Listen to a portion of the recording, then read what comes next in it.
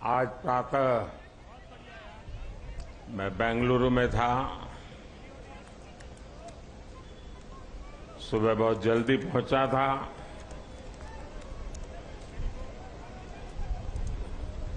और तय किया था कि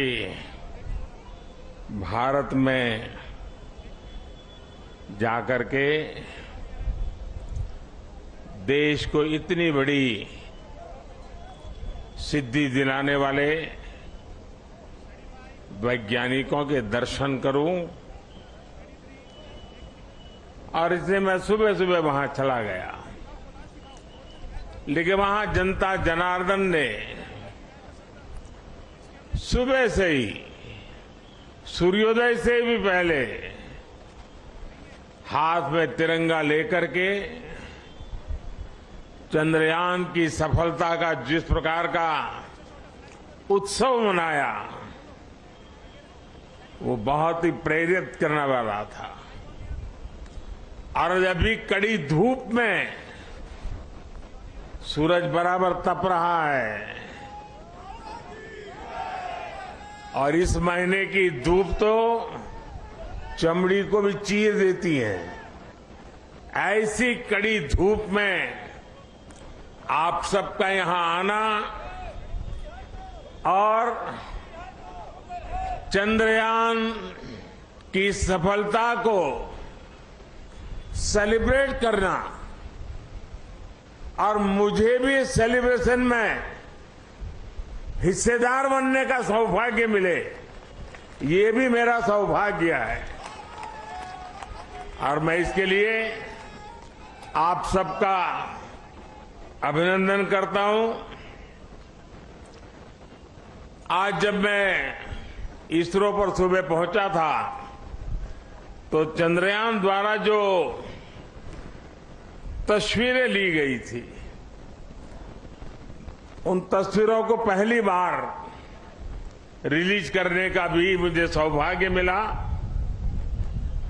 शायद अब तो आपने भी टीवी पर वो तस्वीरें देखी होगी। वो खूबसूरत तस्वीरें अपने आप में एक बहुत बड़ी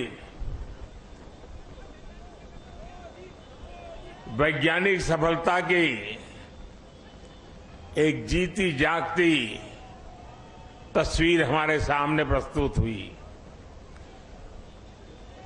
आमतौर पर एक परंपरा है दुनिया में कि इन प्रकार के सफल अभियान के साथ उस पॉइंट का कोई न कोई नाम दिया जाए। तो बहुत सोचने के बाद मुझे लगा, और आज जहां पर चंद्रयान 3 ने लैंड किया हुआ है, उस पॉइंट को एक नाम दिया गया, और नाम दिया है शिव शक्ति।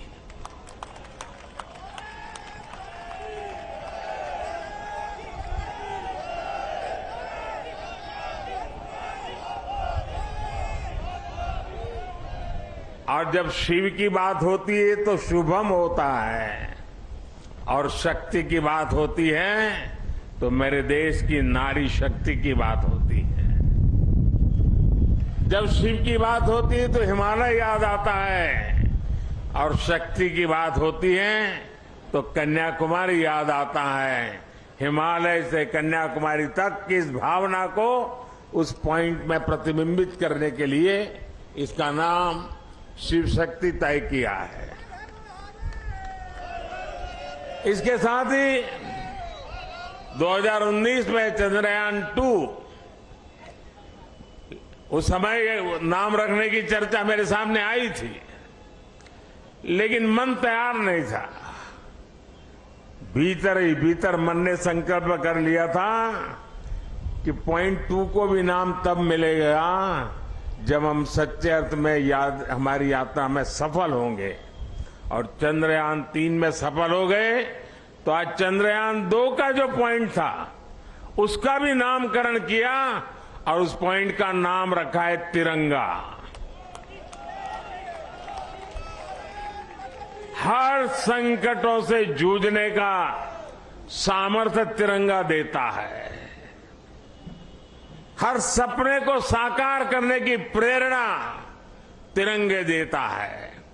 और इसलिए 2 में विफलता मिली, 3 में सफलता मिली, तो प्रेरणा बन गई तिरंगा। और इसलिए जो पॉइंट 2 चंद्रयान 2 जो पॉइंट के रूप में अब तिरंगा के रूप में जाना जाएगा। और भी एक महत्वपूर्ण बात आज सुबह मैंने कही है, 23 अगस्त भारत की वैज्ञानिक विकास यात्रा में एक मील का पत्थर है। और इसलिए हर वर्ष भारत 23 अगस्त को नेशनल स्पेस डे के रूप में मनाएगा। साथियों, मैं पिछले दिनों ब्रिक्स समिट के लिए साउथ अफ्रीका में था। इस बार साउथ अफ्रीका के ब्रिक्स समिट के साथ साथ पूरे अफ्रीका को भी वहां निमंत्रित किया गया था। और ब्रिक्स समिट में मैंने देखा, शायद ही दुनिया का कोई व्यक्ति हो जिसने चंद्रयान की बात न की हो, बधाई न दी हो। और जो बधाइयां मुझे वहां मिली है, वो आते ही मैंने सब वैज्ञानिकों के सामने उनको सुपुर्द कर दी है। और आप सबको भी सुपुर्द कर रहा हूं कि पूरे विश्व ने बधाइयां भेजी है। साथियों,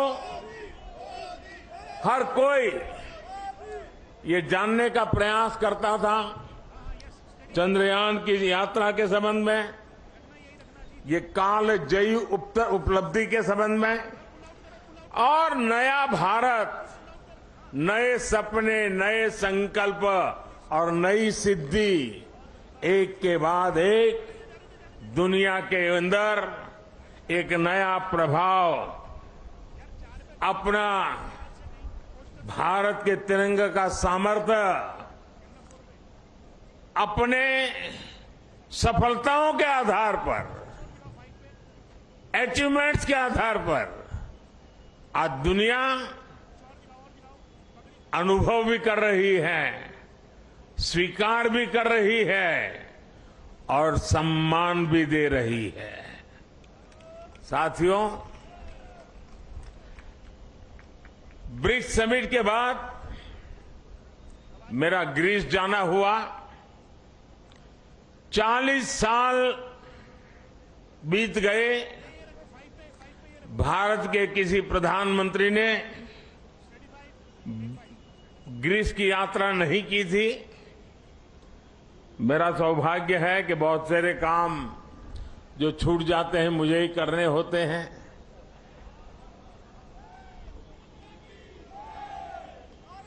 ग्रीस में भी जिस प्रकार से भारत का मान सम्मान, भारत का सामर्थ्य,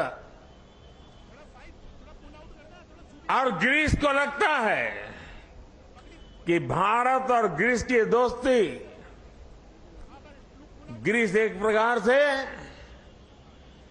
यूरोप का प्रवेश द्वार बनेगा और भारत और ग्रीस की दोस्ती भारत और यूरोपियन यूनियन के रिश्तों को मजबूती देने का एक बहुत बड़ा माध्यम बनेगा। साथियों, आने वाले दिनों में कुछ दायित्व हमारे भी हैं। वैज्ञानिकों ने हमारा काम किया है, सैटेलाइट हो, चंद्रयान की यात्रा हो, सामान्य मानवीय के जीवन में इसका बहुत बड़ा प्रभाव होता है। और इसलिए इस बार मेरे देश की युवा शक्ति को विज्ञान के प्रति रुचि बढ़े, टेक्नोलॉजी के प्रति रुचि बढ़े। हमें इस बात को आगे ले जाना है। हम सिर्फ उत्साह उत्साह, उमंग, नई ऊर्जा सिर्फ इतने से अटकने वाले लोग नहीं हैं। हम एक सफलता प्राप्त करते हैं तो वहीं पर मजबूत कदम रख के नए उछाल के लिए तैयार हो जाते हैं। और इसलिए गुड गवर्नेंस के लिए, लास्ट माइल डिलीवरी के लिए, सामान्य मानवीय की जिंदगी में सुधार के लिए ये स्पेस साइंस कैसे काम आ सकता है, ये सैटेलाइट कैसे काम आ सकते हैं, ये हमारी यात्रा कैसे उपयोगी हो सकती है, उसको हमें आगे बढ़ाना है। और इसलिए मैंने सरकार के सभी विभागों को सूचित कर रहा हूं कि वे अपने अपने विभाग में जो जन सामान्य से जुड़े काम है, उन कामों में स्पेस साइंस का, स्पेस टेक्नोलॉजी का, सैटेलाइट के सामर्थ्य का डिलीवरी में कैसे उपयोग करें, क्विक रिस्पांस में कैसे उपयोग करें, ट्रांसपेरेंसी में कैसे उपयोग करें, परफेक्शन में कैसे उपयोग करें, उन सारे बातों की ओर वो अपनी समस्याओं को खोज के निकाले। और मैं देश के नौजवानों को आने वाले दिनों में हैकेथॉन ऑर्गेनाइज करना चाहता हूं। पिछले दिनों कई हैकेथॉन में देश के लाखों विद्यार्थी 30-30, 40-40 घंटे नॉन स्टॉप काम करके बढ़िया बढ़िया आइडिया दिए हैं और उसमें से एक वातावरण पैदा हुआ है। मैं आने वाले दिनों में ऐसे हैकेथॉन की बड़ी श्रृंखला चलाना चाहता हूं ताकि देश का जो यंग माइंड है, यंग टैलेंट है और जो जन सामान्य की मुसीबतें हैं, इसके सॉल्यूशन के लिए ये स्पेस साइंस, सैटेलाइट से टेक्नोलॉजी, उसका उपयोग करें। उस दिशा में हम काम करेंगे। इसके साथ साथ हमें नई पीढ़ी को भी विज्ञान की तरफ आकर्षित करना है। 21वीं सदी टेक्नोलॉजी ड्रिवन है और दुनिया में वही देश आगे बढ़ने वाला है जिसकी साइंस और टेक्नोलॉजी में महारत होगी। और इसलिए समय की मांग है कि 2047 में हमारे देश को विकसित भारत बनाने के सपने को पार करने के लिए हमें साइंस और टेक्नोलॉजी की राह पर और अधिक मजबूती से आगे बढ़ना है। हमारी नई पीढ़ी को बचपन से ही साइंटिफिक टेम्पर के साथ आगे बढ़ने के लिए तैयार करना है। और इसलिए ये जो बड़ी सफलता मिली है, ये जो उमंग है, उत्साह है, उसको अब शक्ति में चैनलाइज करना है। और शक्ति में चैनलाइज करने के लिए माईगॉव पर 1 सितंबर से एक क्विज कंपटीशन आरंभ होगी ताकि हमारे नौजवान छोटे छोटे सवाल जवाब देखेंगे तो उनकी धीरे धीरे उसमें रुचि बनेगी। और जो नई एजुकेशन पॉलिसी है उसने साइंस और टेक्नोलॉजी के लिए बहुत भरपूर व्यवस्था करके रखी हुई है। हमारी नई शिक्षा नीति इसको बहुत अधिक बल देने वाली शिक्षा नीति है और उसमें जाने के लिए एक रास्ता बनेगा हमारा क्विज कंपटीशन। मैं आज यहां से देश के नौजवानों को, मेरे देश के विद्यार्थियों को और हर स्कूल को मैं कहूंगा कि स्कूल का एक कार्यक्रम बने कि ये चंद्रयान से जुड़ी हुई जो क्विज कंपटीशन है उस क्विज कंपटीशन में बढ़ चढ़ करके हिस्सा लें।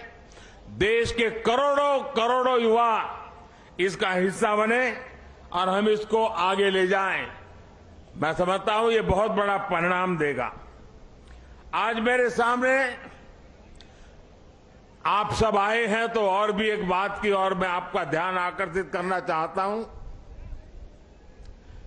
विश्व की भारत के प्रति एक बहुत जिज्ञासा बढ़ी है, आकर्षण बढ़ा है, विश्वास बढ़ा है। लेकिन इन सब के बावजूद भी कुछ मौके होते हैं जब उसे इन चीजों की अनुभूति होनी चाहिए।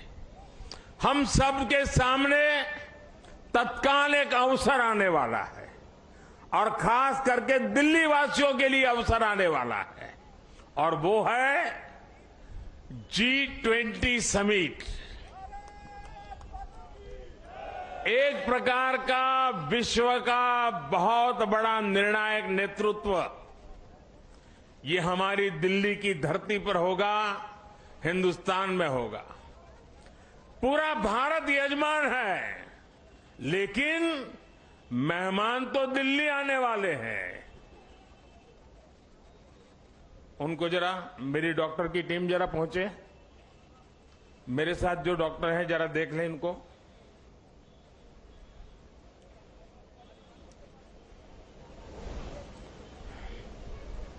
उनको हाथ पकड़ के ले जाइए, बिठा दीजिए कहीं और जूते वगैरह खोल दीजिए।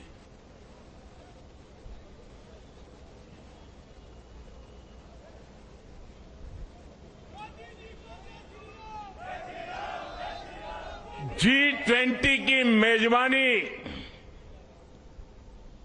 पूरा देश मेजबान है, लेकिन ज्यादा से ज्यादा जिम्मेवारी मेरे दिल्ली के भाइयों बहनों की है, मेरे दिल्ली के नागरिकों की है। और इसलिए देश की साख पर रत्ती भर भी आंच न आए, ये हमारे दिल्ली को करके दिखाना है। देश की आन बान शान का झंडा ऊंचा करने का सौभाग्य मेरे दिल्ली के भाइयों बहनों के पास है।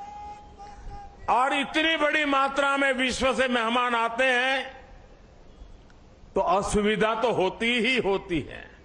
अपने घर में भी अगर 5-7 मेहमान आ जाए तो घर के लोग मुख्य सोफा पर नहीं बैठते, अगल वाली छोटी सी चेयर पर बैठ जाते हैं, क्योंकि मेहमान को जगह देते हैं। हमारे यहां भी अतिथि देवो भव के हमारे संस्कार है। हमारी तरफ से जितना ज्यादा मान सम्मान स्वागत हम दुनिया को देंगे, वो सम्मान अपना बढ़ाने वाले हैं, हमारा गौरव बढ़ाने वाले हैं, हमारी साख बढ़ाने वाले हैं। और इसलिए सितंबर में 5 तारीख से लेकर के 15 तारीख तक बहुत सारी गतिविधियां यहां रहेगी। मैं दिल्ली वासियों से आने वाले दिनों में जो असुविधा होने वाली है उसकी क्षमा यात्रा आज ही कर लेता हूं, और मैं उनसे आग्रह करता हूं, ये मेहमान हम सबके हैं। हमें थोड़ी तकलीफ होगी, थोड़ी असुविधा होगी, ट्रैफिक की सारी व्यवस्थाएं बदल जाएगी, बहुत जगह पे हमें जाने से रोका जाएगा, लेकिन कुछ चीजें आवश्यक होती है। और हम तो जानते हैं, परिवार में अगर शादी भी होती है ना, तो घर के हर लोग कहते हैं अगर नाखून काटते समय थोड़ा सा अगर खून निकल गया हो तो भी लोग, अरे भाई संभालो, घर में अवसर है, कुछ चोट नहीं लगनी चाहिए, कुछ बुरा नहीं होना चाहिए। तो ये अपना बड़ा अवसर है। एक परिवार के नाते ये सारे मेहमान हमारे हैं। हम सबके प्रयासों से ये हमारा G20 समिट शानदार हो, रंग बिरंगा हो, हमारा पूरा दिल्ली रंग राग से भरा हुआ हो। ये काम दिल्ली के मेरे नागरिक भाई बहन करके दिखाएंगे, ये मेरा पूरा विश्वास है। मेरे प्यारे भाइयों बहनों, मेरे परिवारजनों, कुछ ही दिन के बाद रक्षाबंधन का पर्व आ रहा है। बहन भाई को राखी बांधती है और हम तो कहते आए हैं चांदा मामा, बचपन से ही पढ़ाया जाता है चांदा मामा। हमें बचपन से सिखाया जाता है धरती माँ। धरती माँ है, चांदा मामा है, मतलब कि हमारी धरती माँ चांदा मामा की बहन है। और इस राखी का त्योहार ये धरती माँ ये ल्यूनर को राखी के रूप में भेज करके चंदा मामा के साथ राखी का त्योहार मनाने जा रही है। और इसलिए हम भी ऐसा राखी का शानदार त्योहार मनाएं, ऐसा भाईचारा का, ऐसा बंधुत्व का, ऐसा प्यार का वातावरण बनाएं कि G20 समिट में भी चारों तरफ ये बंधुत्व, ये भाईचारा, ये प्यार, ये हमारी संस्कृति, हमारी परंपरा का दुनिया को परिचय कराएं।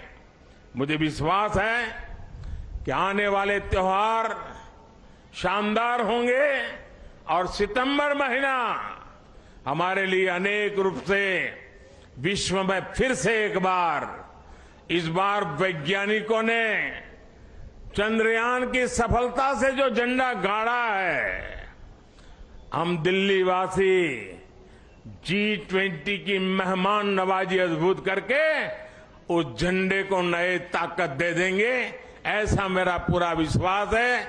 मेरी आप सबको इस इतनी धूप में यहां आकर के इस हमारे वैज्ञानिकों के महोत्सव को सामूहिक रूप से मनाने के लिए, तिरंगे को लहराने के लिए बहुत बहुत बधाई देता हूं, बहुत बहुत शुभकामनाएं देता हूं।